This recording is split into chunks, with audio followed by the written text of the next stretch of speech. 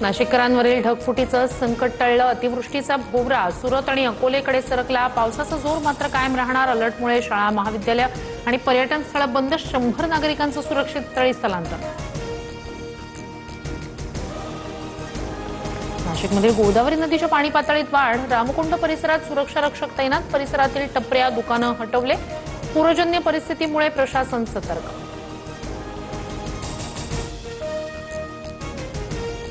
त्र्यंबकेश्वरमध्ये वाडा खोडाळाकडे जाणारा रस्ता वाहून गेला। पुलाचं काम सुरू असल्यानं पर्यायी रस्ताच खचला। 35 ते 40 गावांचा संपर्क तुटला।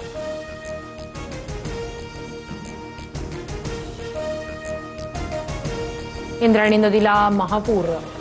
आळंदीला जोडणारे 4ही पूल पाण्याखाली। वाहतूक पूर्ण बंद। माऊलींच्या पालखी सोहळ्यावर पुराचं सावट। मुख्यमंत्र्यांकडून वारकऱ्यांना पुण्यात थांबण्याचं आवाहन। नालासोपारा रेल्वे स्थानक अद्यापही जलमय। रुळांवर काही प्रमाणात पाणी। लोकल सेवा हळूहळू पूर्वपदावर। तानिया टाऊन, राजनगर परिसरात पाणी। जनजीवन विस्कळीत। वसईतील धुमाळनगर परिसर जलमय। एव्हरशाईन मधील लिंक रोडही पाण्याखाली। पाण्यातून वाट काढताना नागरिकांची कसरत। काही ठिकाणी पाण्याचा निचरा होण्यास सुरुवात। पालघर जिल्ह्यात गेल्या 3 दिवसांपासून मुसळधार। सूर्या नदी वगळता जिल्ह्यातील प्रमुख नद्या इशारा पातळीवर। पालघरसाठी रेड अलर्ट। नागरिकांना सतर्कतेचं आवाहन। मुसळधार पावसामुळे लोणावळ्यातील पूरस्थिती अधिक गंभीर।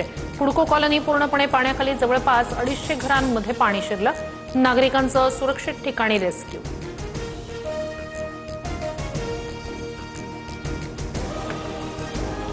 शरद पवारांची राष्ट्रवादी सत्तेत जाणार असल्याच्या चर्चा। एनडीए सोबत जायचं की नाही यावर पवारांच्या राष्ट्रवादीत हालचाली। राष्ट्रवादीतील एका ज्येष्ठ नेत्यावर जबाबदारी। सूत्रांची माहिती। एनडीए सोबत जाण्याच्या चर्चांमध्ये तथ्य नाही। रोहित पवार यांचं स्पष्ट मत।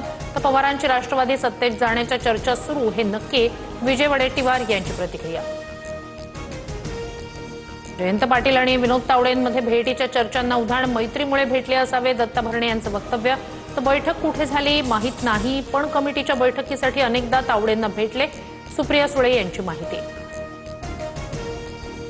मुख्यमंत्री फडणवीस दिल्ली दौऱ्यासाठी रवाना। नर्मदा प्रकल्पासंदर्भात संध्याकाळी महत्त्वाची बैठक। दिल्लीत इतर राजकीय गाठीभेटी होण्याची शक्यता।